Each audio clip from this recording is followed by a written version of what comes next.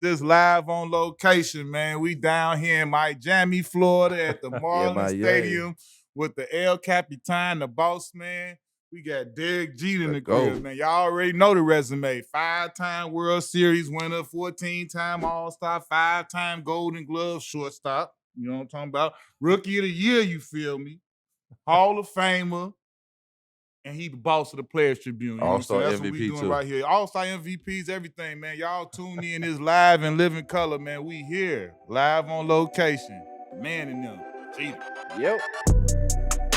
Thank you for coming on the show, man. We really, really appreciate it. About time you invited me. Yeah.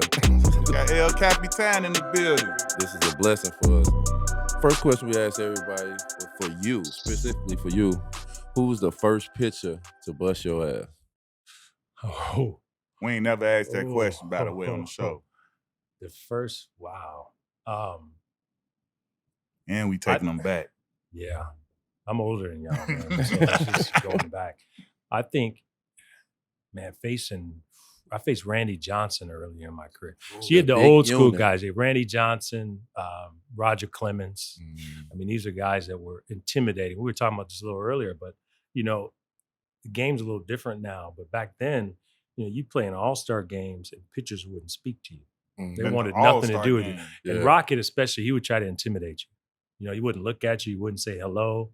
And he's a big boy, you know. So this remind me like Major League, like how it really was the little different nuances between people. I'm gonna give you a funny story with Roger Clemens. Now, Rocket would hit you with no hesitation. He would hit you, and everybody say, "Well, just charge him out." Now, Rocket's about 6'5", about 250, like a monster. He's a big boy, so it's not so easy to charge him out. And then plus in baseball, if you charge him out, you got a pitcher, 4 infielders, a catcher, all on top of you before your teammates show up. So it's a little bit different. I never really thought about the whole dynamic of it because I just thought if I get hit, I'm going crazy. Yeah, that's why I didn't play baseball growing up. I tried to play and as soon as I got hit by the ball, I say, yeah, I'm cool. I'm not. I'm tough. I'm not that type of tough. I'm gonna go play basketball. So we're facing Roger Clemens in a spring training game. This is a spring training game. So there's like exhibition. Yeah, this doesn't count, right? So our pitcher hit Blue Jays shortstop hit him in the shoulder, I think, in a spring training game now. And I'm coming up leading off the next inning. I know it's coming. He hit me square in my chest. Ooh. So wait, spring training game. So tell me this, like, okay, so when your guy hit him, you knew then, like, I'm about to get hit. Yeah, I'm leading off and you know how this go. Like, so what is, like, how is that the dynamic? How was that the dynamic? That was the dynamic. Not anymore. That was a dynamic. Nowadays, people get hit, it's the end of the world, but it was the dynamic. And that was just like an unwritten rule that everybody kind of accepted and knew what was happening. You get hit and go to first base, you know? Wow. How was it seeing the unit up there? Because the unit like 6'8", 6'7", man. He's about 6'10". I thought he was 16. Yeah, I thought he was 16. John's 6'10". I know he looked like the Statue of Liberty up there. Yeah, arms are long. And the mound high, so he's sitting up extra high. He's throwing down. So you just keep talking about how difficult it is. See, now you realize how difficult it is to hit. So yeah, man, it was, he's 6'10", left-handed, throwing 100. Those are the battles that you remember, man. So Michigan and Jersey, back and forth every year. Who was the guys you seen when you came up? It was like, man, I want to be like that guy. I want to hit or catch, or you know what I'm saying, or play the field like that guy. I was a Yankee fan. Okay. My mother has 13 brothers and sisters. So I used to spend every summer in New Jersey at my grandparents' house. My grandmother's a huge Yankee fan, so I used to stay up with her. That's how I was introduced to the Yankees. And my dad was a shortstop. He went to Fisk University in Tennessee. So I wanted to be my dad, so I wanted to be the shortstop for the Yankees. So I just looked up to the Yankees, man. Dave Winfield was my guy. Okay. He's an outfielder, but Dave was my guy. Drafted in all 3 sports. Yeah. Still to this day, only person to be drafted in all 3 sports. That's crazy. I didn't even know that. Yeah. So Dave was the guy I looked up to. Damn. Yeah, he was crazy. Now that's wild. In high school, they say you was throwing like 91 miles per hour to the first baseman from short. How did you not pitch? How did you how you get up to that? Like how you get up to just throwing that hard and they not putting you at pitcher? Yeah, I wanted to hit. I never wanted to be a pitcher. I wanted to hit. I wanted to play every day.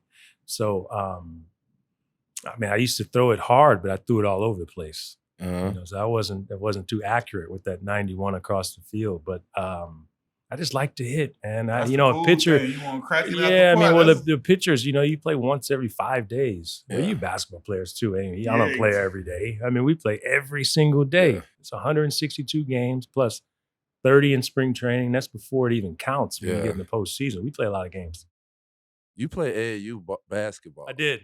That's why I did. Why you laugh, man? There's these nasty rumors going around with Jalen Rose. Yeah. J. Rose a fool now. That's my big OG. You a fool, J. Rose. I know you probably talk bad about it. We heard you ran into Chris Webber and Jalen Rose doing your AAU stunt. Yeah, every once in a while you need to just sit down and realize that this is not the sport for me. It's not the career path that I should be taking right now. So, I played basketball. I played AAU in Kalamazoo, Michigan. So, when you start playing against guys like this, man, it's like this. Man, it's just I see the difference. Playing it for fun. Is that the point where you started to be like, I probably need to focus a little bit more on baseball? I'm a lot better at that or whatever. How tall were you then? When I played against them, 5'2". Ooh, I'm just playing. I was a little taller than that, but I know both of them felt were like big I was 5'2". then. They were big boys. Yeah, it was Jalen, Vashawn Leonard. See, this is the team we talked about, the cheating team. Juwan Howard. They had Sean Respert. He named so many different people that was like, I didn't get all of them, but Jalen and Vashawn. Yeah, Vashawn. Now listen, Vashawn was the first person in the NBA to bust my ass. So that's my full accountability and saying that out front. So I know he could hoop. This was later, but people may not, the name might not pop, but the boy was a baller. He was a problem. But that was my reminder to go back to the career path I always wanted to in baseball. Coming out of high school as a baseball player is different than coming out of high school as a basketball player. Y'all the same a little bit. You feel that relationship? You just don't go straight to the big leagues. You go to minor leagues. Yeah. And in basketball, they don't really give you that process. They just kind of lately start building the G League and different things. How is that process knowing that I got drafted, but I gotta start off from the bottom? It's like I got to start all the way over from what I built all the way in high school to get to where I'm at. And then I get drafted and I got to start all the way from the bottom again to prove again that I can play in the big leagues. And you went to Michigan before that, right? No, I signed to go play at University of Michigan. I took classes at University of Michigan after I started my professional career in the off season. But you make a good point. I mean, you watch a high school basketball player and they get drafted, it's right to the NBA. Right in baseball, you disappear. Yeah. You disappear for 3, 4, 5 years if you're lucky.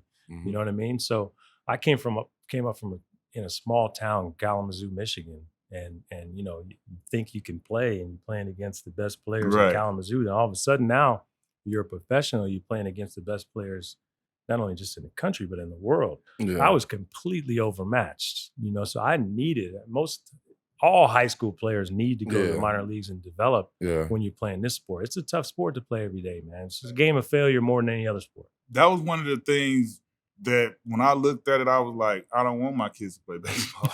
Because I feel like what you say, it's like, to me, and I don't play baseball. I haven't known really people who went through that process. But for me, just from the outside looking in, it's way easier for us. Like you said, you guys, I use him as an example.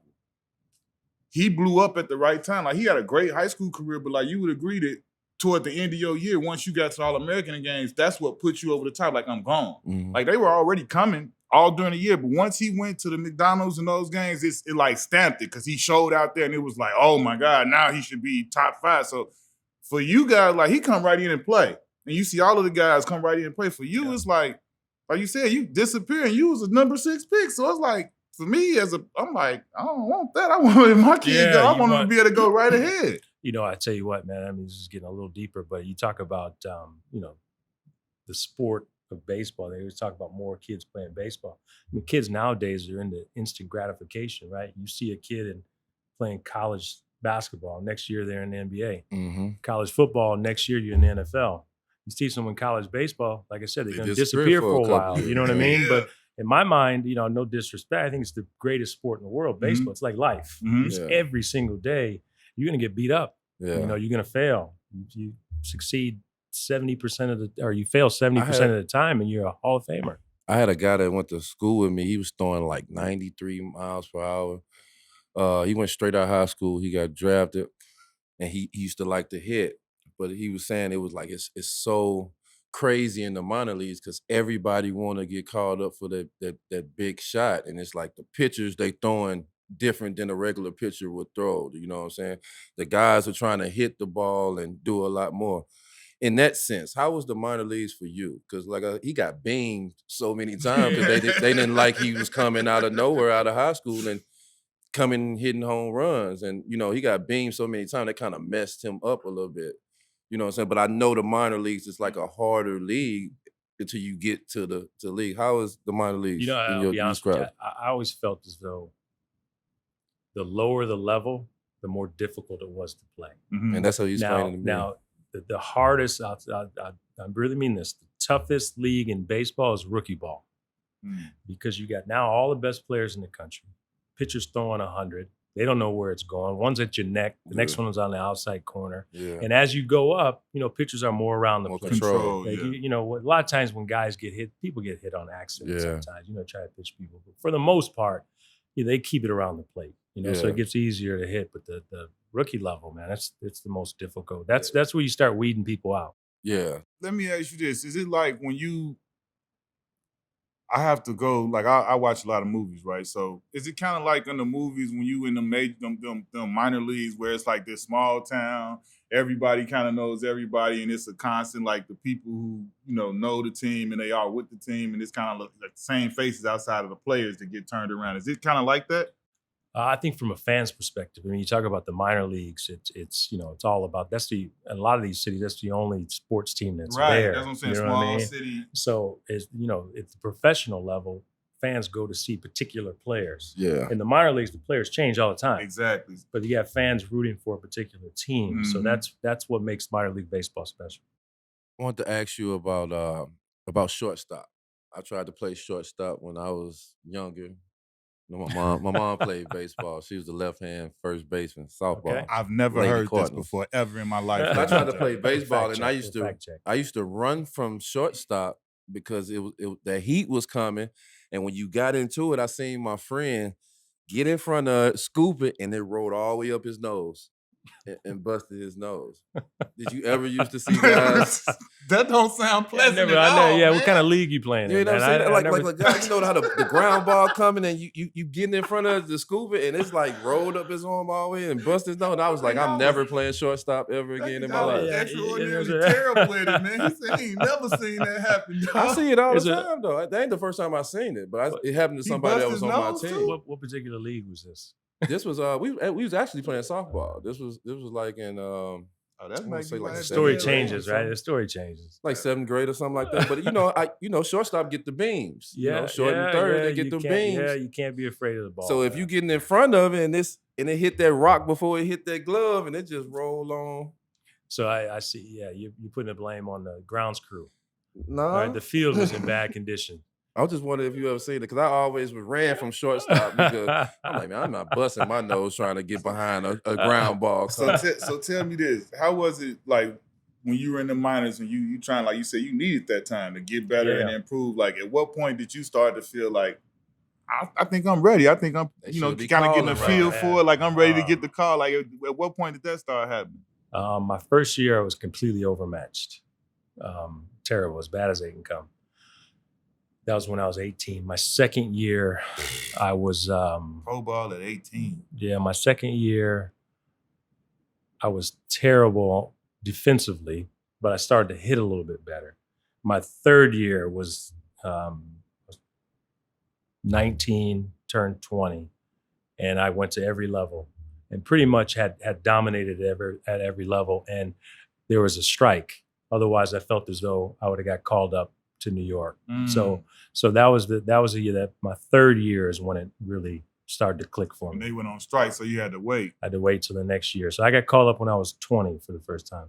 Who would you say was a vet that you kind of leaned on and learned from, or somebody that you kind of, when we get there, we find either one guy or a couple guys that we kind of look at and we feel like they got it figured out and I want to kind of take something from him or whatever. Who was that guy for you? I took bits and pieces from a lot of people. One of the first guys that took me under my wings was Gerald Williams. I was 18 years old, and Gerald was, a little older than me, and he taught me what it like to be a professional. Yeah. But then I learned a lot from watching, you know? So I watched guys. I watched how Don Mattingly dealt with the media and his teammates. I learned how, you know, you play in this game, you have a good time from Cecil Fielder, Tim Raines, Charlie Hayes. I mean, it was like a barbershop on the back of the plane with these guys, man, you know? So I think you take bits and pieces from everyone. You know, I never tried to mold myself after one particular person. You are who you are. Exactly. If you try to be somebody else, you know, people are going to see through it. So I am who I am, but I learned bits and pieces of playing the game from other people. Yeah, that was me. I wanted to be like Mike, then I saw I don't play nothing like him. So you get caught up and you there, and you got the great Tony Fernandez in front of you in that spot. Like, how was that to see him, like you say, you watched and see him come behind him and knowing that, like, hey, I need my shot after this player who I'll tell you. Okay, so this is how it went. So in 1994, I told you that was the year where it clicked for me. So I went A-ball, AA, AAA, and then we had the strike. Okay, I went out to play in a winter league called the Arizona Fall League. So I went out there and played for 2 weeks. I hurt my shoulder. Now I thought if there wasn't a strike, I'd get called up. Didn't happen because there was a strike. I hurt my shoulder. They ended up signing Tony Fernandez to a 2-year deal. I'm crushed. So they're going to send me back down in the minor leagues for 2 years. So the next year, 95, strike is over. I started in AAA. Tony got hurt. I got called up only for 2 weeks. They send me back down. Okay. So 1996, they decide Tony Fernandez is going to play second base. They're going to give me a chance to play. Terrible spring. I mean, I couldn't hit. I was making errors. They were going to ship me out again. Unfortunately, Tony Fernandez, he passed recently, but Tony broke his arm with like a week or so left of spring training. They were stuck with me. That's how I honestly feel as though I got my chance to start in 96. You feel otherwise you might have got sent back. I would have got sent back. Things would have been a lot different. I wouldn't be sitting here with the Knuckleheads if that didn't happen. That's crazy. Some of my favorite players were Dwight Gooden and Darryl Strawberry. Yeah. They was two of my favorite players. You had the opportunity to play with Dwight now, man. You caught the no-hitter, the out for the no-hitter. How was that to catch the out for the no-hitter for Dwight Gooden? Don't drop it. Don't drop it, man. That was the only thing I'm thinking. If you watching, I was stumbling to catch it. Don't drop it, man. It's anytime, you know, you're part of a no-hitter, it's stressful. Yeah. It's stressful on the pitcher, but it's stressful on fielders as well. Like, you can't mess up.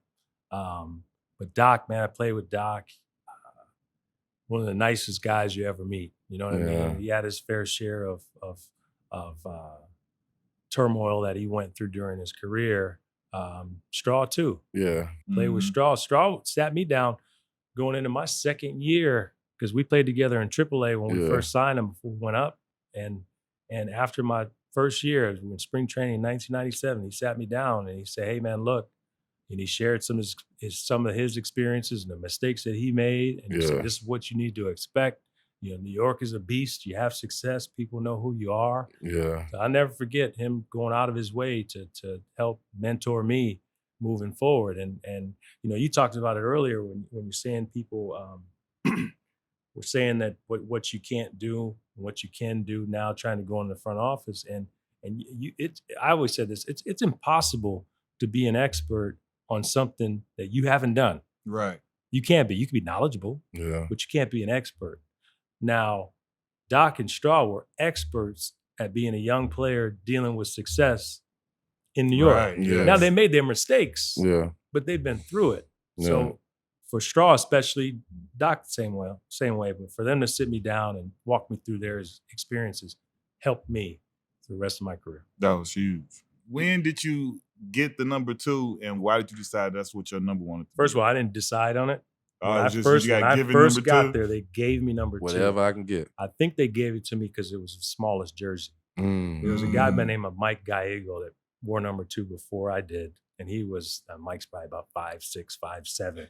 I think it was just the smallest jersey. Wow. That's crazy. So the legendary number 2 just got given, not chosen. Yeah, not chosen. What was your number before that? 13. I wanted 13. My dad wore 13. Okay. So I always tried to wear 13. But Jim Leyritz was wearing it, so I didn't get 13. When's the first time, everybody call it your move? So when's the first time you seen a shortstop seeing a ball going deep in the hole, backhand to jump off one leg and beam it to first? Who was I never saw it. I used to mess around doing it in the minor leagues during batting practice, just messing around doing it. And I don't remember the first time I actually did it in a major league game, but I think it was in a postseason game. Yeah.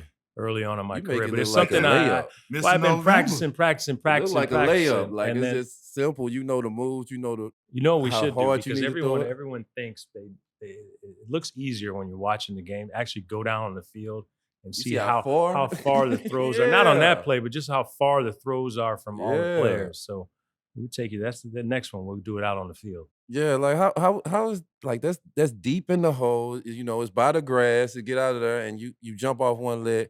What type of arm strength you gotta have to even get it there? Because like a lot of guys like me who ain't throw a baseball in years, they probably won't go past the pitcher's mound.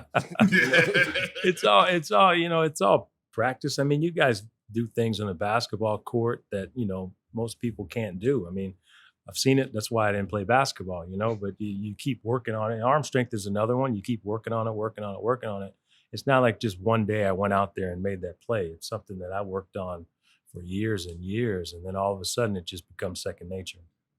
When you finally get to play, you finally sink your feet in and you get the honor of Rookie of the Year. What did that mean to you? Did it mean like I'm here and I'm not going nowhere else? It was icing on the cake for us. I mean, look, Yankees hadn't won a World Series since '78. Yeah. And I mean, we were on top of the world, man. I mean, you played in New York a little bit. You man.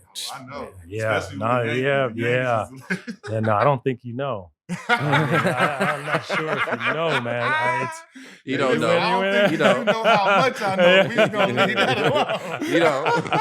alone. So we won in '96 and we were on top of the world, man. And then, win Rookie of the Year on top of that was just icing on the cake. You're right. Because when you put it in those terms, like, we was sanitation, and I thought I still had a great time. Yeah.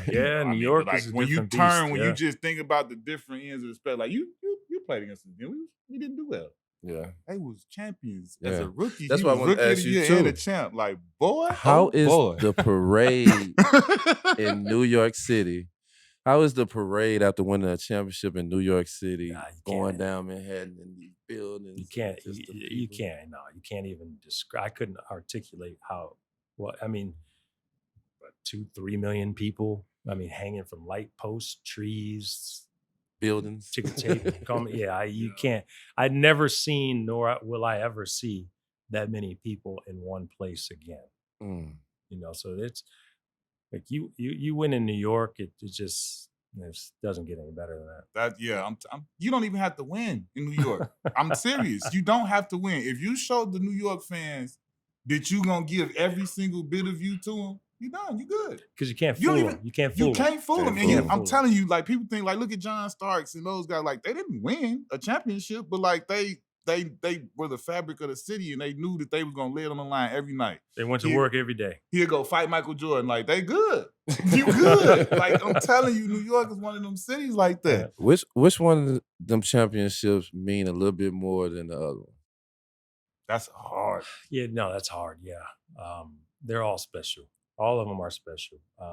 Anytime you do something for the first time, stands out a little bit more because you're experiencing everything for the first time. I bet you can tell me who your first girlfriend is. I bet forgot about her. But you know.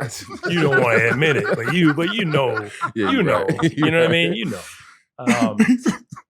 So the first one stands out, but they're all special. Yeah. They're all special. What coach had the most influence or impact on you in your game? Mr. Torre. Joe Torre, the legendary. Because he's by far the best communicator I've ever known. People don't understand how important that is. Yeah, he was, but just when you're an athlete and you playing, like the communication is key. That's why I always love and respect Stan Van Gundy. Straight shooter, tell you the truth no matter if you're gonna like it or not. Yeah, because the thing I learned from him is, you always hear that phrase, you treat everyone the same. You don't treat everyone the same. You treat everyone fairly. But you don't treat everyone the same because there's different personalities, So he had that calming influence. As a young player coming up, first time, we all screw up. Right. When you're young, you're going to screw up something. First thing you look at, you're going to look at your coach. Yeah. Whether you look at him directly or out the corner of your eye, you're looking to see what he's Yes, doing, yeah, right? yeah. Yeah. And you look at him, and he was always calm, man. So it made me feel as though he believed and trusted me. How was it for you being in New York during the time of 9/11 and everything that went on with that whole situation and being part of, you know, the Yankees, a flagship team in the city? How was that for you guys? It was surreal, you know, and the reason why I say it is, you know, New York is so fast paced. As soon as you walk out your door in the street, everything's going. Cars, there's traffic, there's people, you know. And then after, you know, September 11th, I remember going, because we were in New York during the time, and going out in the streets and no noise. People just walking the streets. There's no cars because they shut off the bridges. There's no cars. It's just people walking silent. You know, something out of a movie scene. You know, weird, it was eerie. And you know, we had a chance to meet a lot of the you know, families that lost loved ones, firefighters, police officers, EMS workers, and we felt as though we were representing, you know, New York at the time, even though it's a tragedy that affected the whole country, obviously, but it really hit home at New York, and we looked at it as we were giving people something to cheer for just 3 hours a day. Yeah, you know, you're not going to change anything that happened. Yeah, just get their mind away from it a little bit. For 3 hours a day, and we took that responsibility seriously. And not saying we helped anyone, but I think during that time, that's when we went to the postseason. We lost to Arizona, but that was as emotional World Series I think I played in. You know, those 3 games there in New York, and you know, President Bush came throughout the first pitch. You know. But it was, we felt as though we were representing a lot more than just our organization at the time.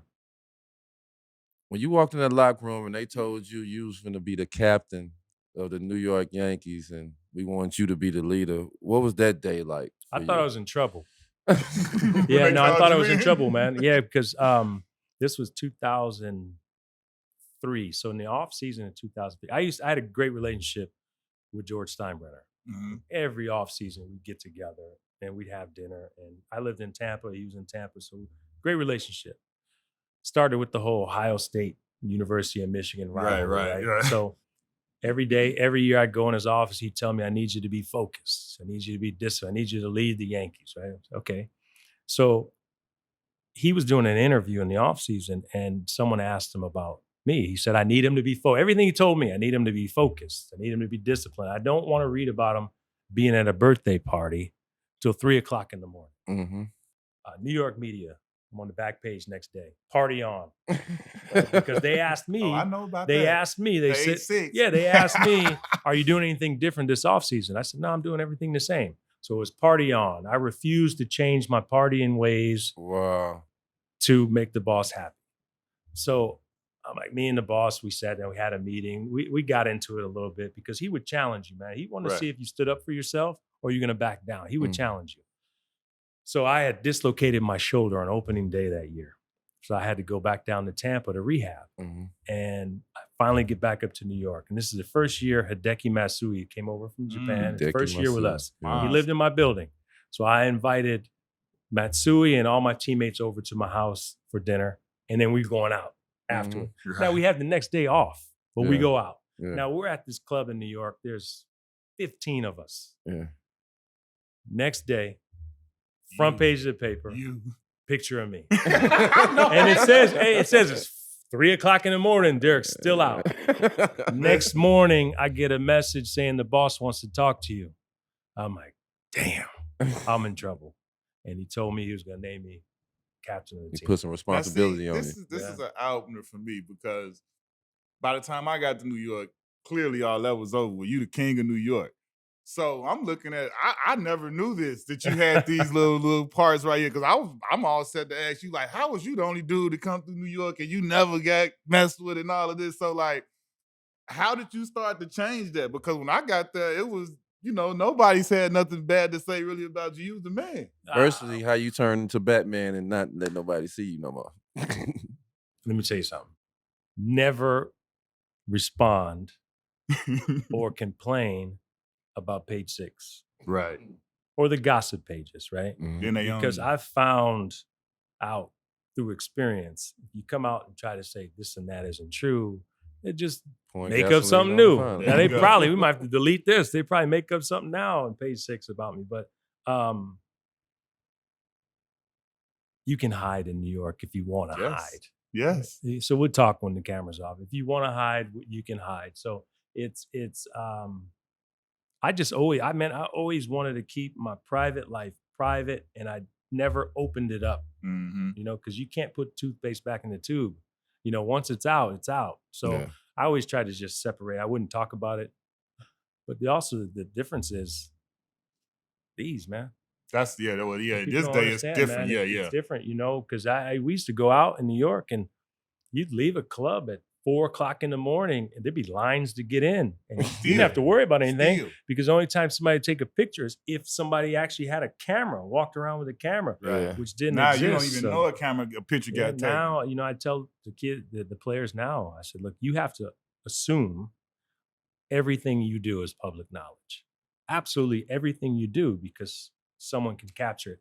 That didn't exist. If I played now, my career would have been 3 years long. Let me ask you this. Now, when we go to locker rooms and stuff, and these guys, these kids these days, they be on their phone before the game, halftime, and all that. Is that in baseball too? They in the locker room on their phone? Not supposed to be. One thing I don't do is I don't go down and I let them know this is their space. Yeah, that's their space. Because when I was a player, I didn't like when the front office, put too much ownership pressure. was coming down. You can't laugh and you know joke what I mean? while So you around. do what you need to do. If I go down there, I'm going down there for a reason. Yeah. So I like to think not.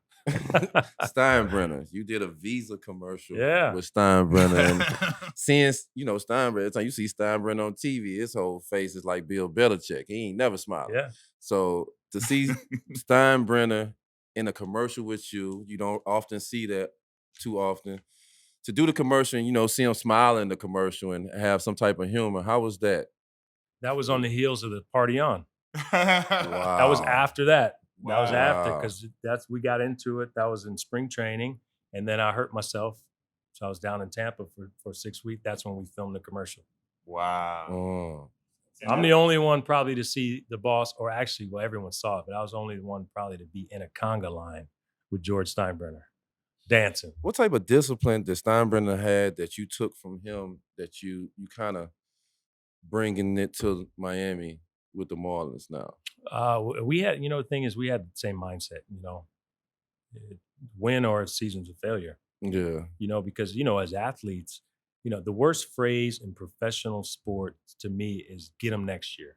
Right. It's 12 months, man. That's a long time. How and long do I gotta only wait? Get so many next years. You know what I mean? So you get the most out of your career. And if you don't win, seasons of failure. Also, that mentality though is not a sense of urgency mentality. No. So no, it's okay. No, we'll get them next year. I ain't make the playoffs. That's the reason I don't got hurt now, because I was stressing about it every year that I didn't make the playoffs. Like, I ain't never lost as much as I lost when I got to the league before then. Yeah. So it's a mental adjustment if you're not, especially if you're a person that want to win. All the time. Tell me this: how was it for you the first time you experienced the Yankees and Red Sox rivalry? How was that for you, and what you lived it? What does that mean to you, that rivalry? It changed over time. What's that phrase? It's not a rivalry if one team always wins. Right. The Yankees were always winning early on, and then they got better and better. Mm-hmm. We played them in the ALCS 2003, and then they beat us in 2004. Right. But they were a team. We didn't like each other. We didn't like each other. I think there's a respect there. We didn't like each other, man. We tried to beat them. They tried to beat us. We're facing Pedro Martinez and Kurt Schilling and these guys. They'll Manny, Big hit you in the neck. You know what I mean? It's we were going at it. That was the one thing for me. I was never like this huge, crazy baseball fan, but it was like if y'all were playing the Yankees and Red Sox, if the Cardinals and the Cubs was playing, I was watching. Like those was like those was the games that even had me ever watch baseball, like the big, huge rivalries like that. You don't want to say, well, we did play them in the postseason, but when we played them in the regular season, you don't want to say it was like a postseason game. The atmosphere makes it fun for players. Mm-hmm. And whether we're in Boston or New York, the fans made the atmosphere special. I don't really like watching baseball unless I'm there.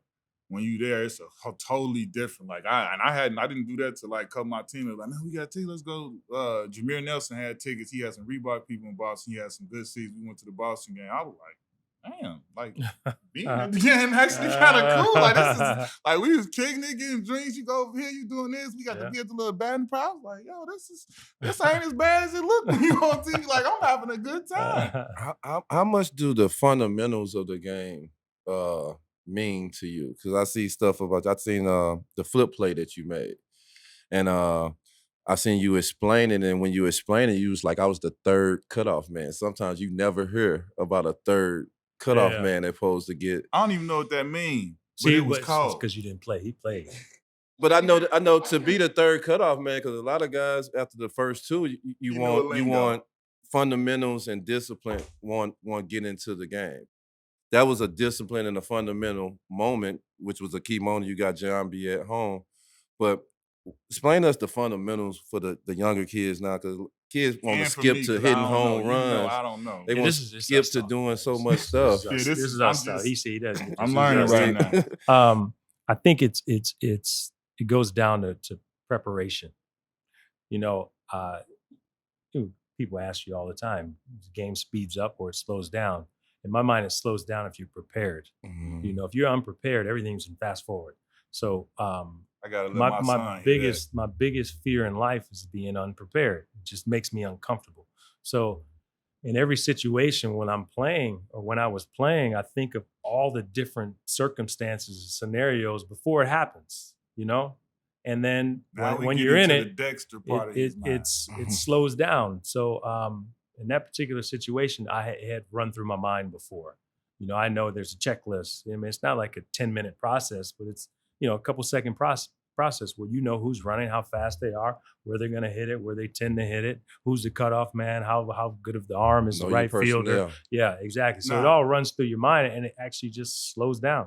Let me just say this right now. As a sidebar. That's not normal. We've done these interviews and like you, Kobe, the crazy ones, the different ones. Y'all not from the planet. Like y'all sit here and talk about something that's not regular as if it's regular. It's not like regular. Everybody can do it. No, everybody cannot do that. Everybody cannot. That is why y'all are who y'all are. And it always makes me laugh to sit and listen to them talk about it so regular and as a matter of fact. And I'm sitting here like I'm thinking and I'm listening and I'm replaying and it's not regular.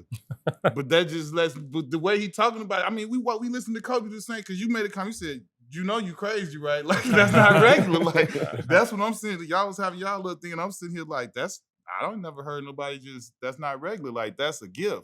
It's all in the preparation, man. One of the most highlighted things to me on baseball that I always love to see is when you turn two. You play shortstop and you turn. Stop looking at me like I'm listening, bro. He's learning. You're learning. Right? You turn two. Like, how is that to turn two and have the coordination with your second baseman, and plus the first baseman knowing where you're going, how you're gonna do it, how you're gonna flip the ball? Like, how is that? Well, it's more with the second baseman. I mean, you know, first baseman just got to catch it. Yeah. Right? But the second baseman, working with I play with a lot of second basemen, man, and everybody's different. Yeah. You know, so it's just getting that where. That's why spring training is so important. You know, 30 games in spring training, you get that chemistry, and you work together, and you work on plays and different angles. And once again, it goes down to the preparation part of it, but just time. Yeah, you got to spend time. What was your favorite part of playing? Like, was it the actual result of winning? Was it playing in the game, in the competition, going against somebody and trying to, you know, conquer that person you up against, like you said, a pitcher or something? Or was it the work, like you say, the preparation and all that? What was your favorite part, the most satisfying? I like competing. Just in the game, competing, man. You know, and that's in anything. Like if you want to compete in something, we can do it when the cameras go off. I just like to compete. Hey, I heard that sound like a challenge. Yeah. When the cameras go, I'm like, what you trying to get to the spades and shit? What are you doing? What are you talking? We play dominoes and all that up in here. We ain't gonna talk about basketball. You said that wasn't your sport. That's unfair. But we can do the sandbags, softball, darts. He the softball player. Yeah. He gonna need 2 weeks off afterwards, but he the softball player. That's the thing, though. It's competing, man. Everyone, you like to compete, and when you're done playing, you got to find something that's competitive. Something else. And I tried golf. I played golf, and now I'm in a different role, and we're competing. It's the same thing. It's competition. Fun question: is it harder to score in the NBA game, you think? Or is it harder to hit a fastball? By far. Easy. Baseball. Hit by far. It's easier. Do you think anybody off the street can just go on the NBA court didn't say that. No, I didn't say that. No. You said score a point. You can get fouled. That's what I was about to say. And easy, listen, because anybody on the street, if they get a fast break or open, you better make a layup. If you just get an open, I don't care. Baseball, boy, you can't hit no home run. You can't just. I ain't saying hit a home run. I'm just saying put a bat on the 99. Just put a bat on. 99. You scared to begin with. If you play basketball to begin with, you not scared. You not scared playing ball. No. If somebody's standing like the big unit standing up there on the thing, boy, please, I ain't even thinking about not getting hit. I'm gonna tell you what we're gonna do. Okay. Spring training.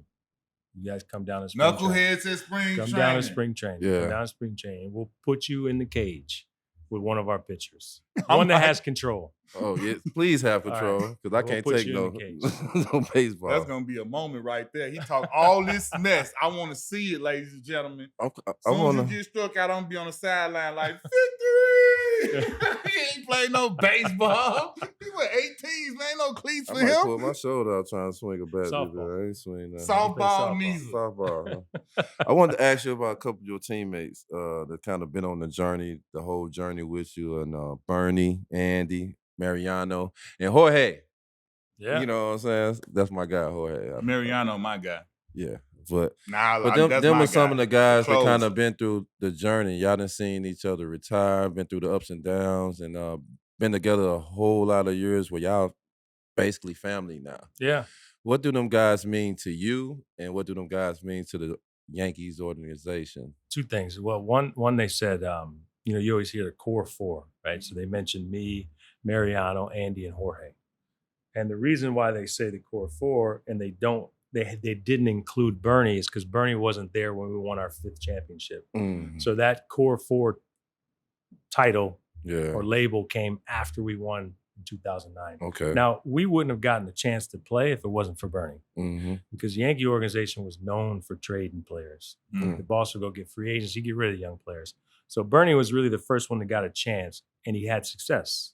So therefore, it opened the door for us to have success. Me, Mariano, and Jorge are the only trio in any of the sports to play 17 years together on the same team. Andy left. Yeah, that's really family. That's really family. Like, wow. And Andy, it would have been 4, but he went to play in Houston for a couple of years and came back. Otherwise, it's the 4 of us. So we've been through we came through the minor leagues together. Wow. Bernie seemed like he's just the most quietest dude ever. It seemed like he just don't never talk. Unless he's with the guys. Yeah. You know how that goes. Bernie used to just play his guitar on the back of the plane because, he's a musician now. Oh, that's dope. I know that. He plays his guitar, yeah. Boy, out there strumming the strings, boy. Hey, boy, you don't know nothing about that. How was it like in the 8th or the 9th when y'all done got a 2-run up, and you got Mariano coming on up to it's over. End it. Like, how much confidence did you have it's over. in that guy? Over. That's what the feeling was it's over. Yeah. Because you think about it, we were like, we won 5 championships. And the one that eats at me is the one we lost to Arizona in Game 7. And every team that loses says this, right? But I feel if we played that game over 100 times, we'd win 99 of them. That's how good Mariano was. But it wasn't meant to be. I mean, Arizona gets a lot of credit, but when he came in the game, it was over. Tell me this. This is something that's, we all can say we've been a part of. Like, how was it for you, and when did you get the call from, I don't know, was it MJ or was it Nike in the representation, or was it your agent letting you know that they wanted you on Jordan Brand? What was that like for you, and how did you receive that information? I first met Michael when he was playing baseball. Mm. So he was In playing baseball. He was in the Arizona Fall League. Remember earlier on I told you I hurt my shoulder in the Fall League, and then they signed Tony Fernandez right after that. That was the year I met Michael playing baseball, and relationship just grew over time, and then. He reached out, and this was the beginning. You were the first, Jordan. right? Yeah, this is the beginning. See, he like, we originators up in here. We all, OGs up in here. So everything's over with. We still here, Go ahead. And and look, I think, at that point and still now, people would look up to Michael beyond just what he did on the basketball court, because, you talk about athletes and post athletic careers and building businesses, and he was one of the first, him and Magic, one of the first. So he always looked out for me. He gave me advice. I learned a lot from him, still learned a lot, to this day. But it was one of the first. Tell me how it was when you started getting them packages, just like Jordan so everything. Much everything. Everybody Jordan draws, Jordan socks, Jordan tank tops. And then I could even speak from like you say, we younger than you, so I could speak from the space of like being on the brand, being on, one of the we came in the second year of existence. The first group was Vin, Kid, Eddie Jones, and those guys, and Vin Baker and those guys. So then Derek Anderson. And then the second year, our rookie year, we get picked. Then we don't even know what to do. Yeah. And then you go, I don't know how long before, but then when you sign, start getting Derek Jeter stuff, like two and like baseball jerseys and stuff. Like, how was that for you to have kind of like, you were the first baseball to crack, and you were the first one to like open this lane up, and like you look at all the Yadier Molinas and all the tons of other dudes that's under Jordan. I'm glad you mentioned him. Yadi, my guy. I got your St. Louis guy. Okay. You was the originator of that, and you really like. I got a pair of kicks. I don't know if you know this, but they got a Derek Jeter pair of kicks out, the Jordan 11s.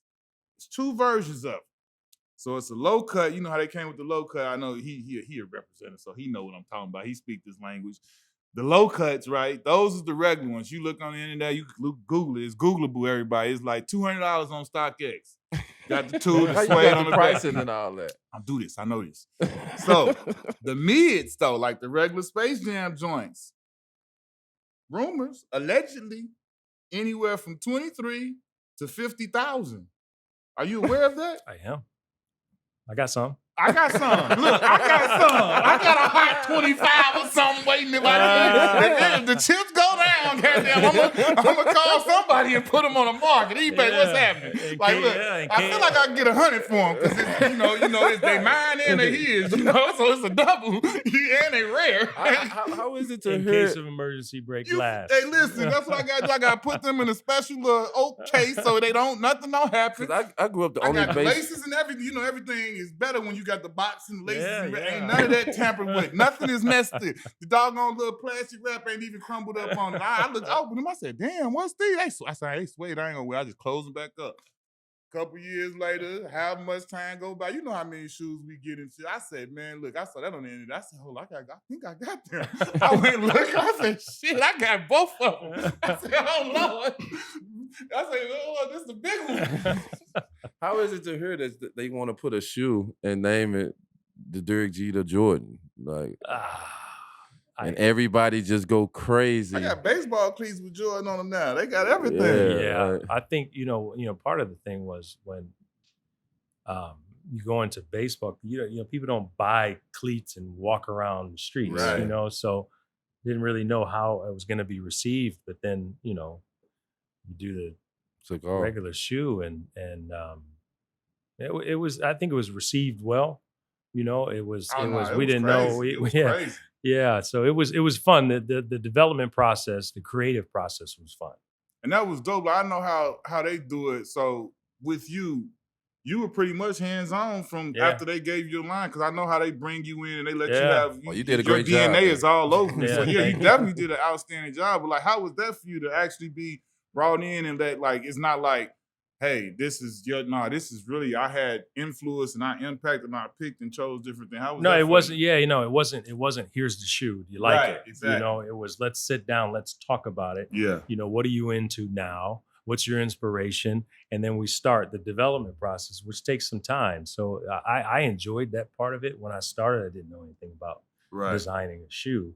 But it was a fun process to have little things apart. There's still some secret messages in a lot of the shoes that people I don't can't know even about. imagine, because like for us, like we never got like our own shoe to design and do this and that. But like just for us to get PEs in our team colors, like whatever, the 6s, the 2s, the 11, in our team colors, like to us, we got our own shoe. With our name on it. With our name on it, they going to House of Hoops and different stuff. And it was like, for me, like, growing up a kid from Chicago, you know what I'm saying? Watching like, man, you couldn't tell me a damn thing. Like, please, like and for you to be able to really have part of the creative process and know that you about to have a line, it was like, it was you, and then it was Randy Moss. Randy Moss came with the football side, and it was like, y'all opened doors for both. And it was like, y'all was the first ones. And I remember it vividly because I remember getting all of the gear. The 2 jerseys for baseball, the 84 jerseys for football. Roy Jones.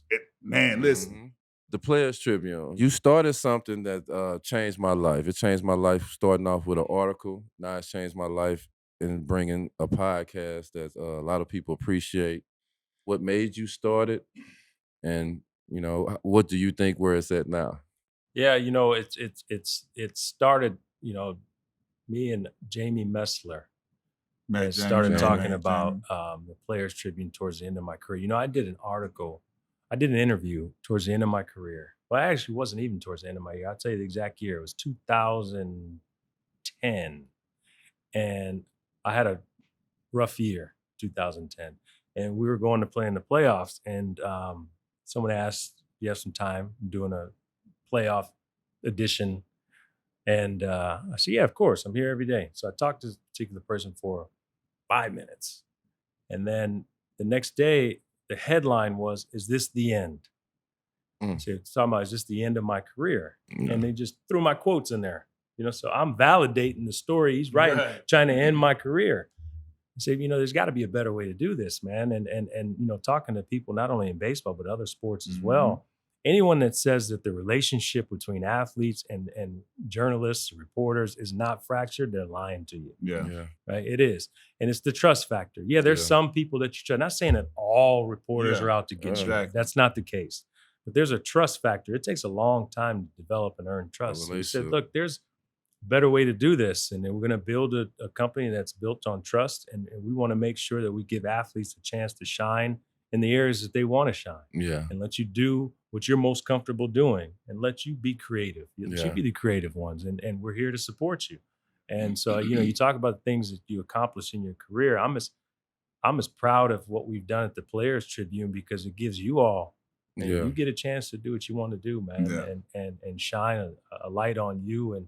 And another thing is when your playing career is over, your life ain't over. You know, you're an athlete, you know, you're lucky what? I think the average baseball career is 5 years. I think the NBA is 4. I think the NFL's 3. So what, you get to the league when you're 21, 22, your life's supposed to be over when you're 24? Me and him talk about it all the time. We kind of came up with a phrase for it. We call it, like when you're an athlete in sports, whether it's baseball, football, tennis, I don't care what it is, like we get asked to climb the mountain and make it all the way to the top of our industry, to the pinnacle, as far as you go, the NBA, whatever.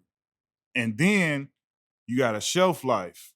Whereas if you make a doctor, a judge, or a lawyer, or whatever you do, you could do that until you die, making the top money. We get a shelf life, and then when that shelf life is over, if you're lucky, you know, like if you're one of the great greats, like, you know, MJU, some of the guys get to go write their own ticket. But even still with you guys, no matter how much money you make, I mean, that's why I say it's no matter who you are. It's for every one of us. No matter if you the richest of the rich or the poorest of the poor. You still at best like what, 35, 40? You gotta live. You gotta do a whole life. So now you forced to go pro again. If you want to do anything else, you gotta make it to, you gotta, like, now you gotta climb that ladder again. Like, that's basically what we just had to do. Like, we retired, had our careers, whatever, 10-year career, and it's like, cool, you did this and you did that. Okay, who cares?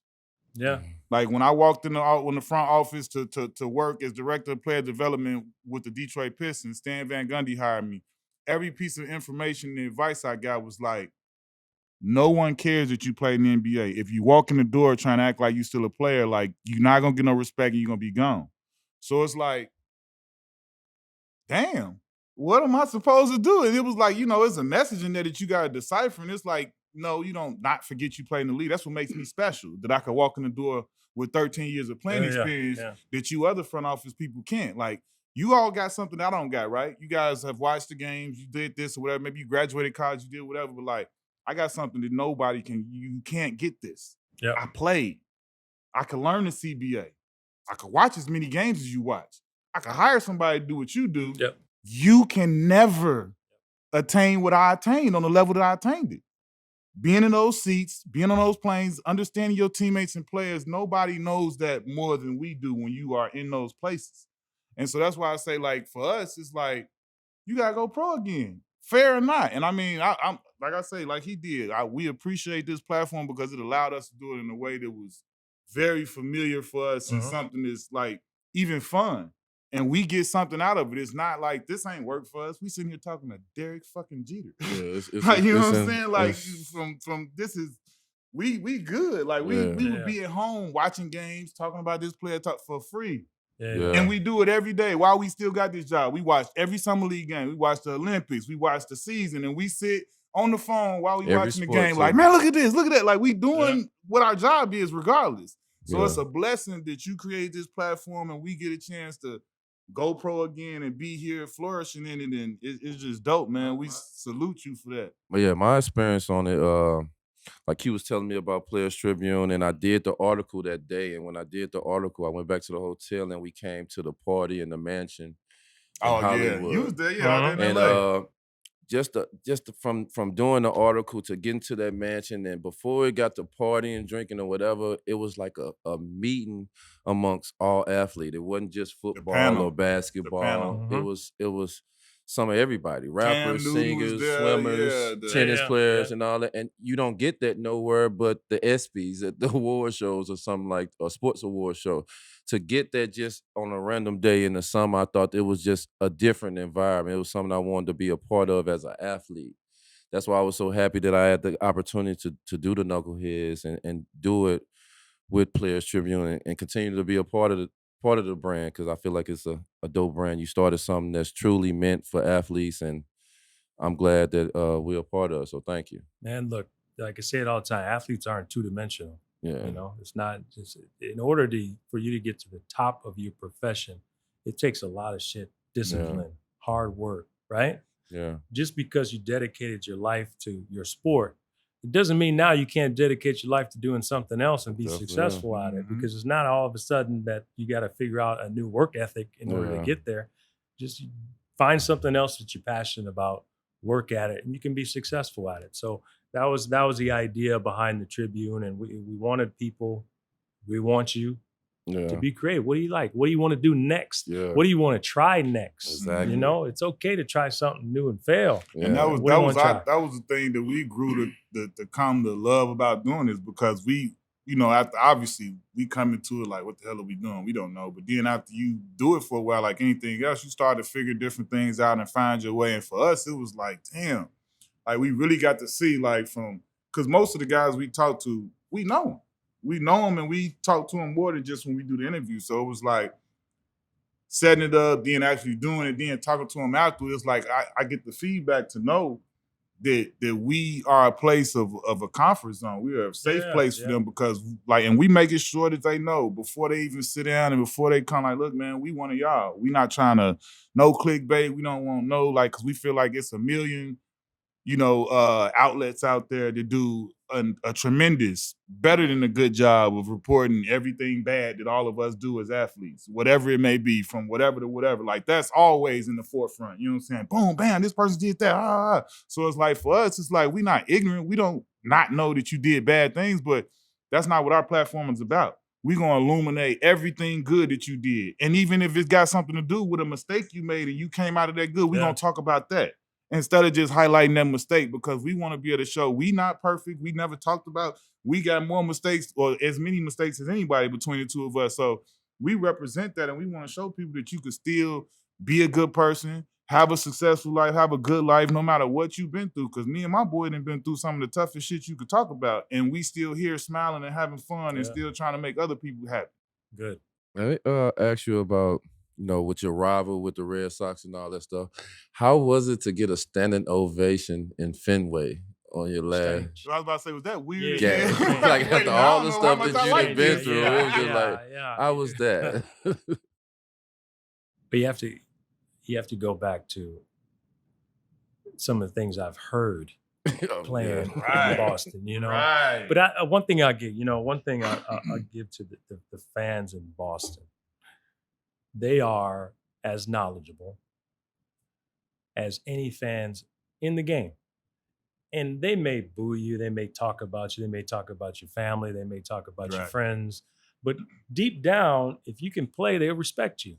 Yeah. Right. And that's shown the last games I played there. And that's, if we would have been playing anywhere else, I just wouldn't have played. I would just shut it down after my last game at Yankee Stadium. But I played out of respect to the fans and to their organization. But they appreciate competition. Yeah, it was strange. You're looking around like, what's happening? It's the first time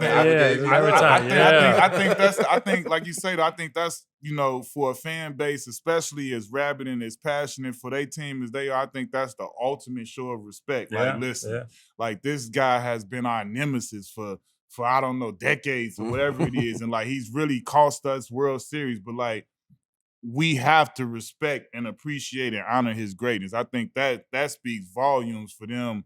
Like you say, to know all of the things they've said to you over the years, and then for that final time to see you, they send you off the right way. To me, salute Boston Red Sox fans. That was dope. What was your mindset? You the all-time Yankee hitter. It's a lot of hits. What's your mindset going up to bat every bat? Like, what was the mindset? What was the goal?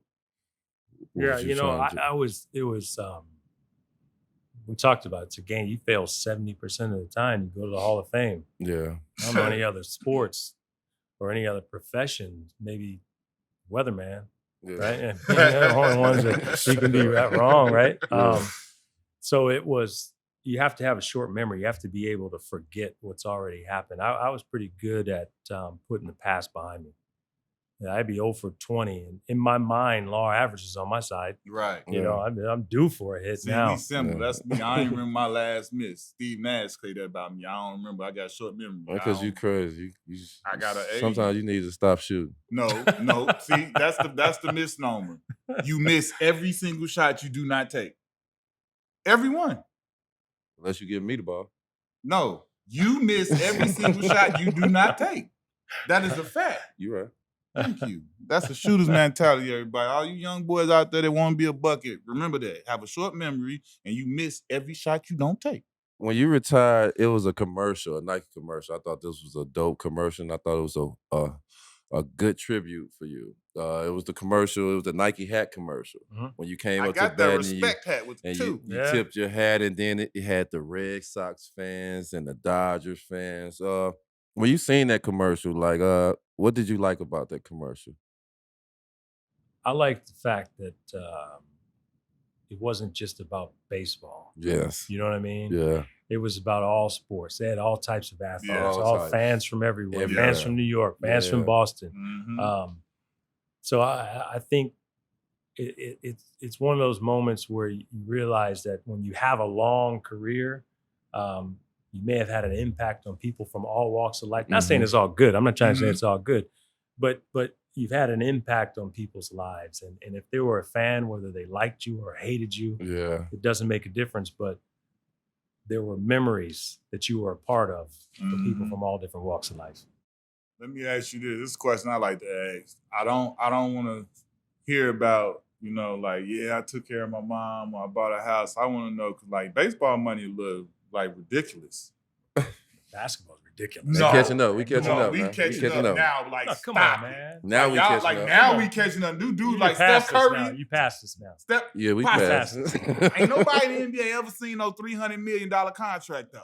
So that's all I'm gonna just say that. Like, baseball was like, for a minute, I was like, goodness. I was like, do my kid need to play baseball? Like, wait a minute. But it was like I told, I decided it was baseball. Too many minor leagues. But I want to know, when you got the bag, because you got you know, a couple few have me. I ain't counting your part. You got enough bags, so but you know what I'm saying? Like, what did you do? Like, I'm talking about stunt-tastic. What was I that don't want to first hear about thing the you bought? conservative good guy, Derek. I want to hear about For that Derek. that First thing I beast bought? that was listening to Tupac or whoever and said, I'm copping. First thing I bought.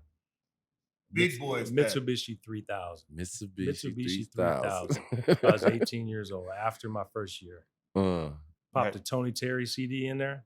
Tony See, Terry. I need to hear the whips. I need to hear how you was, you know what I'm talking about? Yeah. You was Tony Terry blasting Tony Terry, out the first speakers. one, yep, first I'm one I cracking, played. and you think you Yep, the I made biggest it. thing in the Yep. world right now. Thought so. Yep. That's what I'm saying. That's hey, look, we all did. Back That's in the Kalamazoo. moment. Yep. Thought Me and him had Escalades. I had a white one with 100 spokes Dayton's. He had a black one with gold. We had the same exact truck, and I told him mine's better than yours, boy. What you talking about? Mine had gold on, you know. So you know mine, bro. And you couldn't tell none of us nothing. Like, that's like, to me, I know, like, when you get in the grand scheme of things, that's like so small. But like, when you really think about it, for me, that's like huge. One of the most enjoyable and best moments of your whole. Because nothing else, like you say, when you talk about your first, like, that's the first time you get to like, what am I gonna do? Like, it's like, all right, like what? And then like you do it, it's just like, I remember sitting in my car, I just sat there like, I'm just looking around, looking in the back seat, like, turn the music up, get outside, look at the rims, like, it's me. Like, I did this, like, well, you can't tell me a thing. Like, and if I really, really just wanted to, I could go get something else. Like, I was like, that feeling to me from coming from the hood, like, not even, like, you gotta understand, bro, like, I'm a kid that grew up on Michael Jordan. I couldn't buy Jordans until I started playing AAU and got them for free. So it was like, Pops wasn't doing that XJ900 Pro Wings. You feel me? That's what we was on. So it's like, you know, you're going to run through them as a kid. You're going to tell them, I'm not spending $100 for you to test you. Yeah. So for me, it was like, when I got, you know what I'm saying, all of this came at once. Then you go from buying an Escalade to being on Jordan brand, you're getting boxes of Jordans that you could never, I was like, dude, you couldn't tell me, I was the happiest dude in the world on the planet. Like, you couldn't tell me nothing. Like, sitting in my family, everybody in my family got Jordan.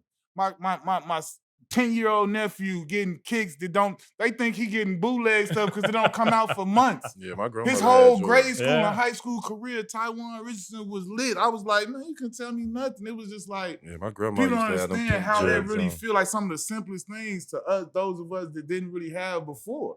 That's why I always love to ask that question, like, what did you do? Because I be want to know, like, what did people do when they got, I know what I did. I wanted to go crazy. Like, I had a little sense, not total sense, but it was like, I wanted to go crazy, like, for real. You're an owner and you're a historian. You know the game. So I got a game for you. It's the start, bench, trade. You want to get in You trouble gotta start right one player. You got to trade one player. You got to bench one player. And these are all shortstops. Okay. Oh, come man. on, man. Cal Ripken Jr. Real brethren. Come on, man. Cal Ripken Jr., Bernie Larkin, and Ozzie Smith. Who do you start? Who do you bench? Please Who cut do the you Cardinal. trade? Please just for him. No, don't cut the Cardinal. Well, He do flips. See, this, I'm going to be political, but I'm being political for a reason. Depends on who else you got on your team.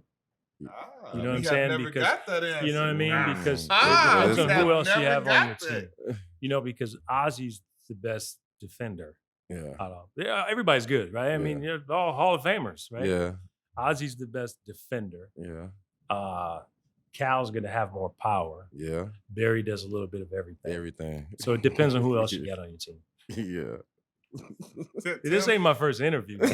Look, you try. This is New York. I just thought there was three good ones, though, because they're my guys, all three. I remember I was doing an interview one time. This was towards the end of my career. And the guy that was interviewing me says to me, he said, you know, it seems like when I ask you a question, you go through 15 different answers in which direction you could take the answer. I said, you're absolutely correct. I mean, I'm well polished. I think that's like a version of PTSD from playing so long in New York. Like, I only played 4 years, but when I tell you, boy, I tightened up so tight when I got to be, I was like, damn. like you've never seen it. We was like the Bad News Bears, bro. Like, we could get a win and we weren't supposed to get it something. We come in, we like, yeah. Everything good. You know, the coach is talking, then they get out of there. Media come in. And take all the air out. No, I don't even take all the air. It's just like the way they move. It's like, you know, whoever over there played good, yeah, they over there talking, it's a crowd. But then you're going to see one dude over here with somebody who was supposed to be the guy that didn't get the guy, and he was like, they talking to him, and it's like, what he talking about? He ain't looking happy as we looking. And then you see something in the paper the next morning, it's like, bruh, like that definitely shows his veteran mode from being in New York. That's crazy. We represent the women on this show. We have a lot of WNBA players that we try to show a lot of love to, and a lot of women is breaking barriers. A lot of women is trying to, and soon, maybe next year or the year after, we're gonna have a woman coach. Soon come. But you hired the first women's GM. Like, how was that for you? What made you the decision to take the first step and to bring her into a role like GM? She was the best person for the job. That's it. Yeah, I mean, because people are like, "Oh, it's such a historic moment hire, historic decision." Yeah, look at it like I that. didn't hire to make history. I hired because we got a job to do down here. You know what I mean? And I've met Kim. She was the assistant GM early on in my career in New York. People are like, "Oh, well, you know Kim and you're comfortable with Kim." Well, Kim was in the arbitration case against me. You know what I mean? So it's not like I'm friendly with the front office, But I would always check in on her career. Throughout the years you hear about, she went to LA and she's in Central Baseball. And I reached out to Kim and I explained what the opportunity was, and she was the best person for the job. I mean, that's it. Straight up. Shout out to Kim. Keep on doing your thing. Like when you look now she got a job to do. Yeah. Right? The pressure on. She still got work to do though. But no, that's like you say, it's a different time, and it has nothing to do with. I mean, I played in the Big Three and won a championship under Nancy Lieberman, the first women's coach to do something like that. And so I know firsthand that it does not matter. That's the way it should be. And like you said, it wasn't about making history or doing A, B, or C. It was about getting the best person for the job. And you guys did your work and identified her as being there. So congratulations to her for that. And more people should do it. Soon come. And now she got a job to do. Straight up. Reiterate from the boss. Who got a job to do? Not the top 5 baseball players, but who were your favorite 5 baseball players to watch? Ooh, Winfield was first. Mm-hmm. Love watching Dave. I watched Cal Ripken a lot. Yeah. Because, everyone used to say when I was growing up, you're too tall to play shortstop, but the first line of defense is, Cal was playing short and they didn't have anything to say. Cal was very. Yeah, they tried me when you walked in here like he was taller than me or something. I was like, nah, he tall. He not taller than me, though. Yeah. When they were doing the mic heights, I was like, you got lower here or something. You know what I'm saying? Who else? I watched shortstops, Ozzie. Everyone knows about Ozzie Smith. I was in Michigan, Alan Trammell, playing shortstop. Yeah. Larkin, went to University of Michigan, watched him too. So I sort of watched a lot of the shortstops. Those guys. What's your best advice for an up-and-coming, not even just baseball player, just athlete? What would your advice be to him? One, focus on academics. That's number one. Because I don't care how good you are, you're one play away, one step away from your career could possibly be over. Yeah. Mm-hmm. So get the most out of your athletic ability. If that can help you get your education, get your education. Right. Don't let anyone outwork you. I never want to be someone that my career was over would say, "Wow, I wish I would have just worked a little harder." Or if I would have done this, maybe things would have turned out a little bit differently. So no excuse for saying you're always going to find someone who's more talented. Always. Mm-hmm. Someone's got more talent. Yeah. But there's no reason why someone should outwork. How can more black players be in baseball?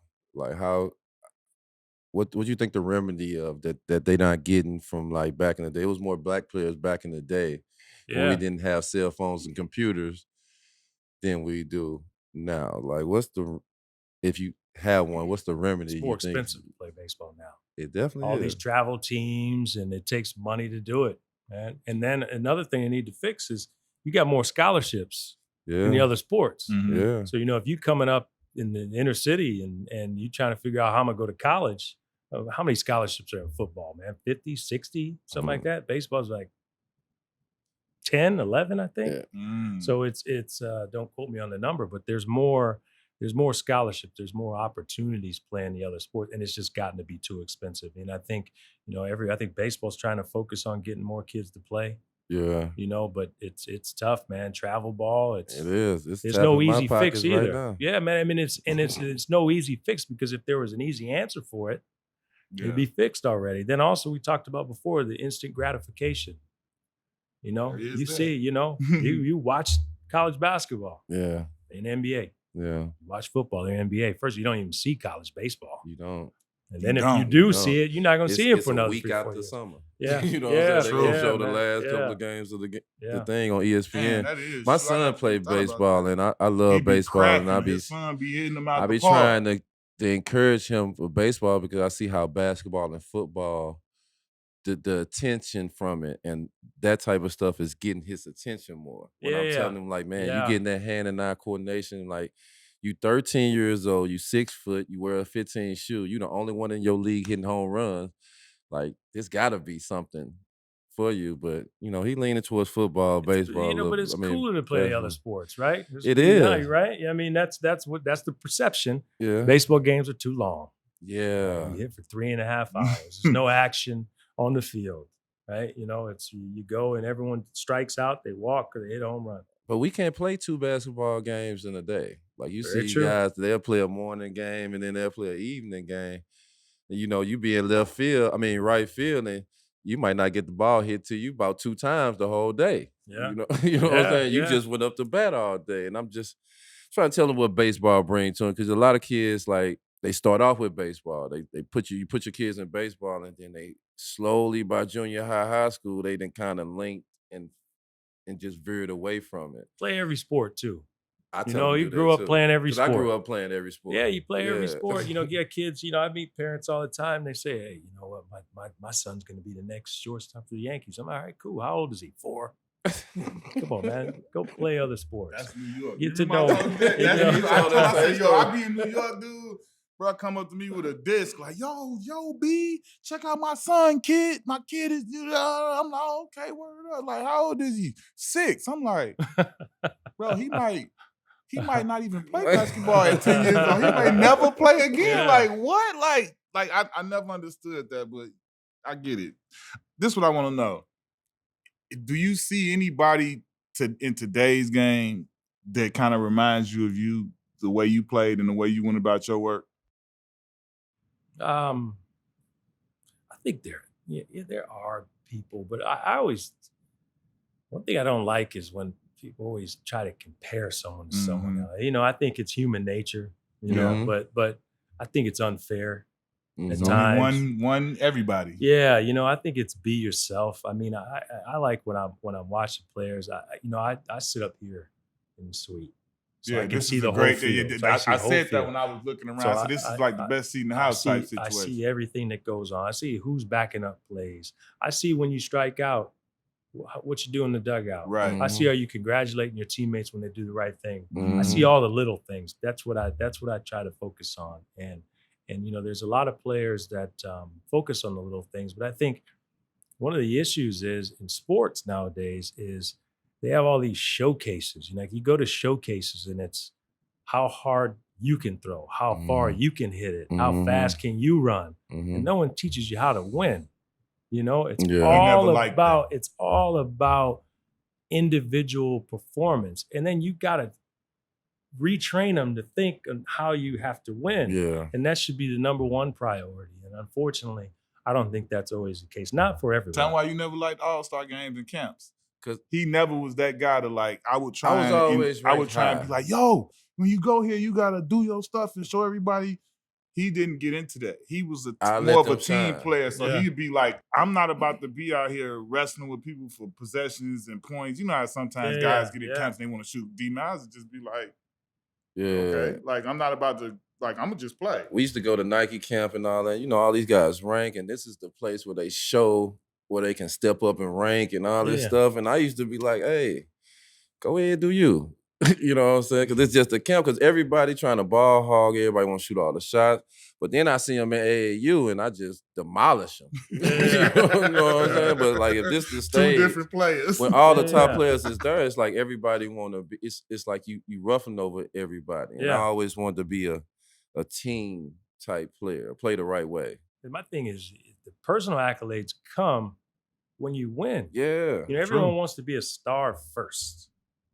They want to be a star. I get tired of being asked the question, how do I build my brand? Yeah. That's the worst. Man, How do you build your brand? Win. There you go. They will That's come. it. Win. Some of the dopest jerseys in the game. Now, you always love the Yankees. You always love your Cardinal jerseys. But the Marlins jerseys with them new colors and stuff, like them some of the dopest jerseys City Connect, in the game. You got to come back out. Yeah, I got a hat or two at the crib because I'm a hat guy. But how do you feel about them jerseys? Them but new are you jerseys? gonna wear a Marlins jersey? I was give letting you finish. one with Yeah, miles on it. Are you gonna rep it, or course you gonna be will. all McCarter's like I'm a rep? I told you I got Marlins hats already. I got a couple of dope ones. It's already some. dope. That's why I know. They're sold out. They're sold out, but we'll get you some. But like you got some of the dopest. It's sold out. We gonna get you one. You understand? You got some of the dopest jerseys in the game, and it's like a new vamp team. You know what I'm saying? When you get new colors, new jerseys and stuff. What you think about the jerseys? The jersey I like. We changed the logo a couple of years ago when we got it because we wanted a fresh start. This is an expansion team, 25 years old, 27 years old. But we look at it as an expansion team starting all over again because the expectation level now as an organization is completely different, right? We got a long way to go. A long way to go, but we're getting there. It takes time, unfortunately. People have to learn. We talk about it. People have to learn how to win, and that goes throughout the organization. But we're excited about what we have coming. Yeah, right. Can't get here soon enough. But straight up, beautiful stadium. Definitely appreciate being up here.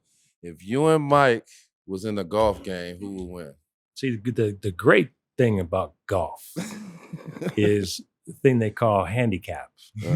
So whoever gets close to the hole. No, whoever the worse you are, the more strokes you get. Right? So it evens things out. I just started playing golf when I retired. Okay. And then I haven't played much in the last 4 years since we've been here. Plus I got 2 girls, 4 and 2.5. So I don't have a lot of time to go. Oh yeah, they run stuff. So he's been playing his whole life. Yeah. All right, that's been a wrap with the great El Capitan from the Marlins Stadium, his new home, holding it down. We appreciate you sliding through. This is not only El Capitan for the Yankees, but this is the boss of the boat at the Players Tribune. So he created this platform that you all are witnessing us on, and we appreciate it. Straight up. Thanks for having me, man.